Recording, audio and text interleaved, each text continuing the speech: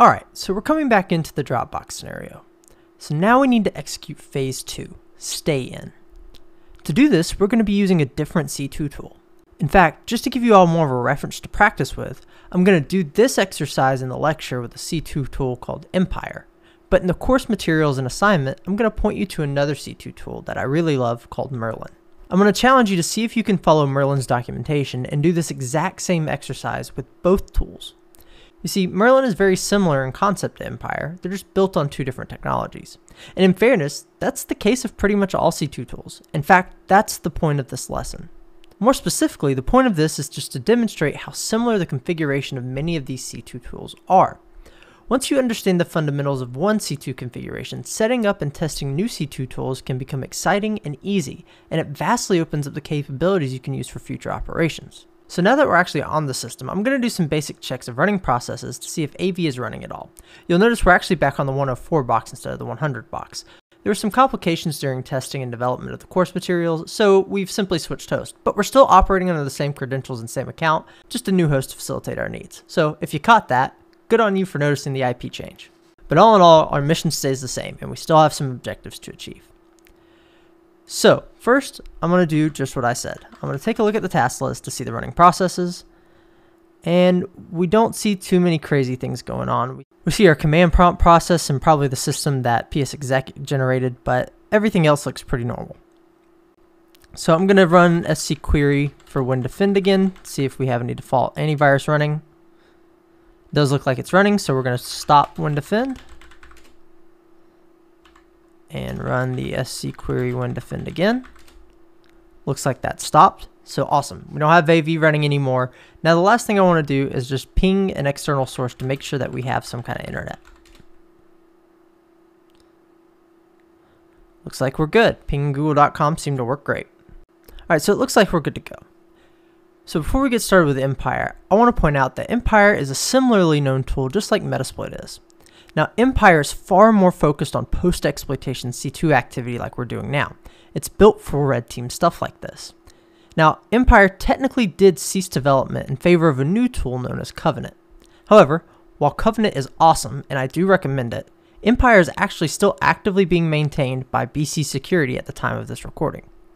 They've actually added a ton of new features and even a couple new add-on tools that take advantage of the Empire API. If you want to learn more, check out the course references. Back to the scenario though. Keep in mind that so far that we're only checking for local host-based protection mechanisms. We don't know if there are any network-based mechanisms existing in this environment. Even if we don't see anything that indicates that there might be something on the host itself, there still could be at minimum a firewall or a network IDS that's upstream sniffing everything coming in and out of the environment. This could be a downfall if we're not careful. Fortunately, both Empire and Merlin are going to let us call out over HTTP-based protocols that can even be encrypted with HTTPS to look like common web traffic. That said, signatures can be developed for this type of activity too. So, while we're probably going to be just fine in this scenario, keep that in mind as a red teamer. You may go up against some really awesome blue teamers in a really hardened network. It's important that you really study your target for these scenarios, but most importantly, remember that you're emulating an adversarial threat for the blue teams. Stick to the TTPs. If they're able to stop you, that's a good thing. Red team is arguably a defensive role like any other in that light. You want to be stopped if it falls in line with the threat that you're trying to emulate. Ideally, these scenarios result in measuring how well an organization holds up against the legitimate threat that they are worried about. If that threat is an ever-evolving advanced ATP, then sure, maybe it's important for your team to pull out all the tricks. But if the TTPs that you're using align with a group that uses off-the-shelf tools like Empire or Metasploit, stick to that. And if the controls the organization has in place successfully defend against those things, that's a very good thing for the organization. I put in those asides into these lessons just to keep us grounded in what red teaming is. This isn't an excuse to just hack systems and play pretend criminals. We have legitimate value that we are bringing to an organization, and the tradecraft and processes within that are important. So back to our scenario again. We have internet access, and now I'm going to live off the land a little bit with a tool called certutil, and that's going to let us actually download my stager that I'll have stored on my C2 server. But before I do that, I actually need to make our stager. We don't have any of our C2 stuff set up yet. So I'm going to come over to our Kali C2 server, and actually PowerShell Empire is another tool that you can just install in Kali. If you're using the Terraform C2 instance, it should already be installed, but otherwise you can just apt install PowerShell-Empire and you're ready to go. Alternatively, you can clone it from GitHub and follow the instructions there. The actual GitHub for BC security will be in the references. But to start, all we have to do is sudo PowerShell-Empire. It'll boot things up, welcome us to the Empire, and here we go. So before we generate a stager, I actually want to generate a listener. In all honesty, that's kind of intuitive because our stagers will actually be associated with our listeners. It makes it easier to generate the stagers that way. So we're going to say use listener, and we have a couple options if we tap complete. We have DBX, HTTP, HTTP-COM, HTTP-foreign, HTTP-hop, all these. You can even do interpreters or even redirectors. Empire's capable of a lot of things. But we're just going to stick to the HTTP listener for now. We'll say info, and now we need to set a couple values. I'm going to name this for my own sake. We're going to call this Dropbox. So we know this is the listener for the Dropbox scenario. Then we're going to set our host. This is going to be the actual public IP that we're listening on. If you recall, we actually have our C2 domain set up at udemy-c2.injection.sh. Now if we look at our info, those two fields have been filled out. The bind IP is actually the interface that we want to bind on. We're just going to say bind on all interfaces for now, but we could just specify ETH0 if we wanted to, since we know that's the proper one. The port, by default, is port 80. We're actually going to leave that as it is. We're no longer using Meterpreter. This is a brand new C2 server setup using the same configuration, so we're going to listen on port 80. All right, so now all we have to do is execute that listener. Listener has successfully been started. Now we're going to back out and say use stager. This is where we'll actually generate our stager. And here are our options for stager. So we're actually able to impact multiple systems. We have some Linux support, some OS X support, and Windows support. Obviously we're targeting a Windows system. So I'm going to stick with the launcher_bat. That seems to be a really good one to go with. You could do the Windows C# exe, but that's going to be a Visual Studio project that will actually have to go and compile, so not as helpful. There's some Visual Basic scripts. You can do macros. There's lots of fun options you can do. A lot of times I see Empire using the context of these like copy paste stagers. So you've got maybe like RDP access and paste a PowerShell one-liner or something like that. So a lot of the times the stagers aren't really even used when I see demos, but we're going to use the launcher batch file because that's going to be really simple for us in our scenario. So we'll say Windows launcher_bat. Check out the info for this. And now we need to set a listener for it. So we're going to set the listener to the Dropbox listener that we've set. So this is going to be the name of the listener. So when we set that listener name earlier, this is what we're referencing. And now it's just going to know to generate this. And it's going to put it in /temp for us as launcher.bat. And that's where the out file parameter is. So we'll just say generate. And there we go. That's all there is to it. Now we need to actually go host this. So this is in /temp. We got a lot of things in /temp, but the thing we care about the most is that launcher.bat. So I'm going to make just a www directory to keep things organized and move that launcher in there. Looks like we got to do a sudo because we were running as root before. And just to keep things simple, I'll go ahead and sudo as root so we can interact with this easier. All right, so now I'm going to serve up a simple HTTP server. Now this is going to cause us to have clear text communication when we're passing our agent down. And remember when I talked about the networks controls? Well, if there are network security controls in place in any kind, this is not a great move. Ideally, what we would want to do is actually configure something with HTTPS, like set an actual web server, use Let's Encrypt, and all that kind of stuff. However, if you've never configured a web server with HTTPS before, there's a million tutorials for that. And I'll kindly link some in the course materials, but it's really not relevant for the scope of this course. And if anything, it's going to slow us down a little bit as we're working through. So just realize that this is not a secure configuration for transferring files. But remember, that's not always a bad thing. Think about the TTPs you're trying to emulate, and also think about what you need to accomplish in a scenario. Sometimes you get put in a pinch. Sometimes blue team blocks your controls, and you have to find another way around. And sometimes that's not always the most secure communications. But if it works, it works. In this case, it's going to work out just fine. So we'll start an HTTP server on port 8080.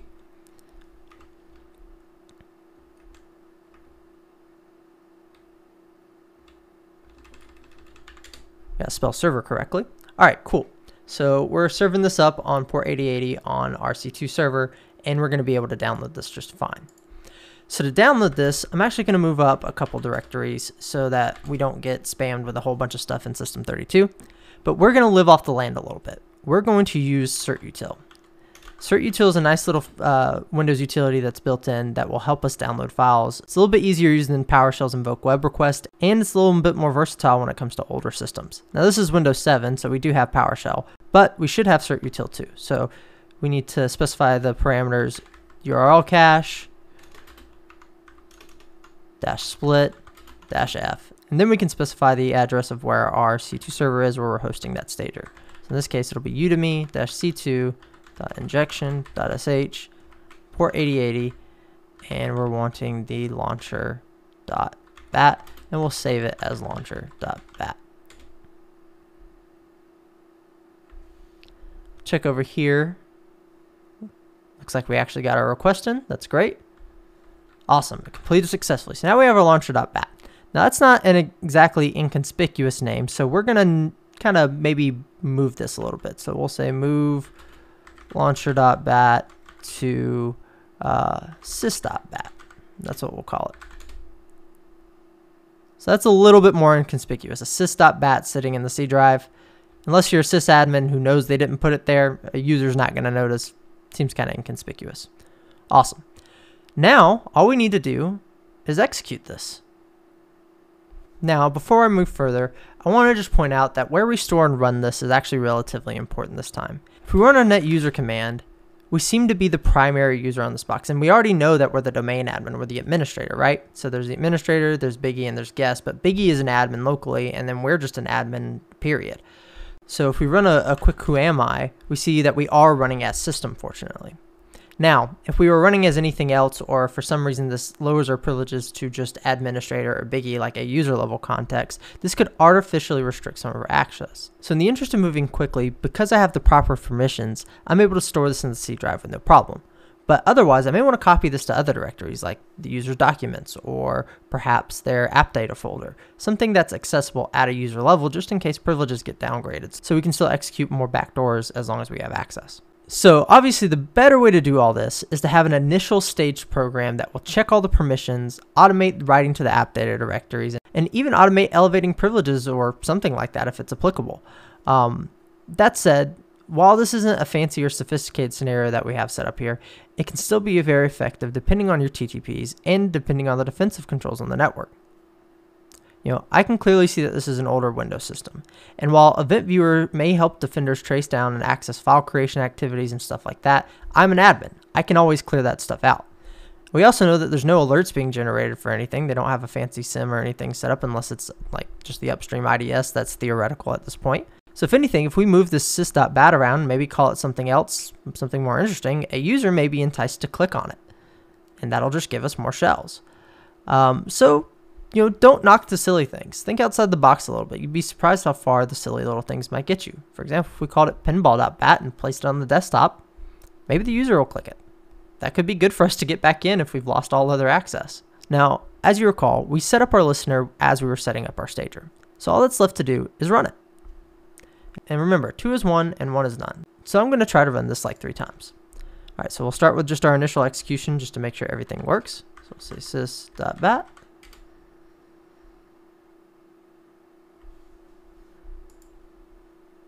And we'll go over to our C2 server. All right, looks like we got that initial agent communication in. We're sending that second stage. Cool, so that worked out just fine. And we'll run it again just like we wanted to, now that we know everything's working. All right, cool, so we got another agent check-in. I actually had to log out and log back in, so we're gonna do that one more time to get our shell since we're pretty much good to go. We have this access, and while it's not ideal for us to keep logging in and out and generating these artifacts, it is effective and it's going to help us out. So we're gonna do that one more time.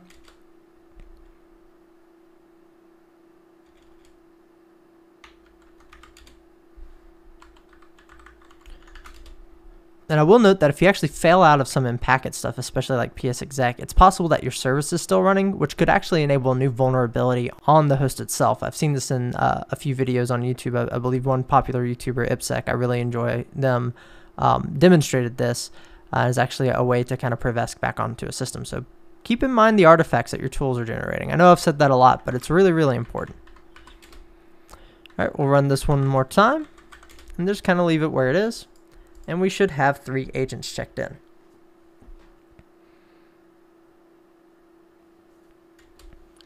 All right, cool. So we'll back out and then we'll just say agents.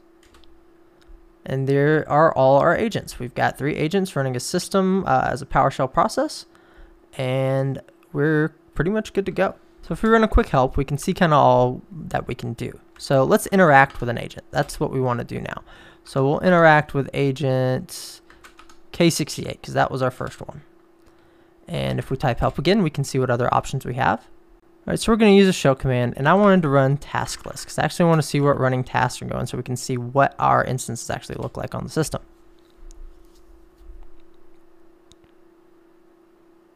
All right, so we got that task list back and everything's working. And if we look, we actually just see, here we are. We have 3 instances of PowerShell running. So this is us. We're pretty obvious that we're running. So unless this user's a PowerShell heavy user, we're kind of sticking out like a sore thumb right now for anybody looking for threats between the command prompt and the PowerShells. And if there's nobody actually using the system, there's no reason for all that. So as soon as an analyst comes in and sees that, it's going to be pretty obvious for us. But we do have the access we need. We're in and we're staying in. Obviously, we could set up some better persistence, kind of like how we did on the first scenario. But what I want to do instead is actually play around with some of the post-exploitation modules. I'm not sure how compatible they are with all the older versions of Windows, but we can play around with a few off the cuff and see what we can gather. So if we say help, one of the things that we can do is actually invoke Mimicat. So that's a module that's kind of like built in. So we'll run that and see what we can get. All right, looks like the agent picked up the job. All right, that didn't seem to work for us too well, but that's all right. So what we'll do now is actually search for other modules that we want to use. So we'll say search module persistence. Maybe we can find some cool persistent modules. And sure enough, there are a lot of neat persistence things. So we'll peruse these. Looks like we've got some PowerShell stuff. So we've got PowerShell persistence, add net user. Okay, that's a cool one. Elevated registry persistence for WI subscription, scheduled task. Even gives us an easy detection, moderate detection. Gives us kind of like a standard rating based on kind of what they've seen, I guess, in their research. All right, so let's take a look at the elevated task persistence module. That seems fun. Go back to our help again, and we'll say use module. This one. Oh, I guess maybe we should tab completed out to see what it gives us. Use module. Okay, this is much more helpful. So we'll say persistence, and we'll say. This is great. Okay, so we have registry, scheduled task. So yeah, elevated scheduled task. Cool. And see what info we have here. We want to set our listener, of course. Otherwise, this is pointless. And we'll want to take a look if there's anything else we want to change. Updater. It's already kind of inconspicuous as it is. Not bad. Look at the help, and it looks like we can just execute this module. It's not OPSEC safe, but that's all right. We don't mind. We know we're going to generate some stuff. All right, cool. We've established some persistence. It's going to trigger at 9 o'clock. Awesome. That is super cool. So let's look at some other modules. So if we search module, let's search for Mimicat since that didn't work earlier. All right, so let's say use module. We're going to use credentials, and we've got some Mimikats. We've got a couple different Mimikats things here. Let's do an LSA dump. See if there's anything we need to set. Nope, doesn't look like it. So let's just execute it. It looks like our PowerShell variant of Mimikatz is kind of causing some issues when it comes to Windows 7 and in this context of Empire. Not really sure why. Could just be maybe invoke Mimikatz is too new. And obviously, you're watching me kind of fumble around Empire a little bit. We're kind of exploring together. But that's the kind of activity I want to encourage of you. I've personally only used Empire about maybe 3 to 5 times on a handful of engagements. It's not really the C2 tool of choice for me to go to. Usually I'll go with something like Merlin or some modified Metasploit type thing. It really just depends on what you need. That said, Empire is still a great tool, and I practice with it as often as I can in my lab environment. But just remember, there's lots and lots of options out there that have lots and lots of features, and Empire is one of those that's really focused on post-exploitation, so it's really good for this kind of red teaming mindset and the kind of infrastructure development and operations that go behind that. So hopefully that's really helpful in how you explore and take a look at other C2 tools that you experiment with, and remember, go take a look at Merlin and see how you like it. So that concludes our Dropbox scenario. Obviously, the focus here was more about the Dropbox and how you could use that kind of configuration on a real engagement. The C2 stuff was more just to show proof of concepts and encourage you all to go play and learn more about other toolkits that are out there. In the course materials for this section, I'll link a few more popular C2 tools for you all to get started on your exploration. That's all for this lecture. I hope you've all learned a lot as usual.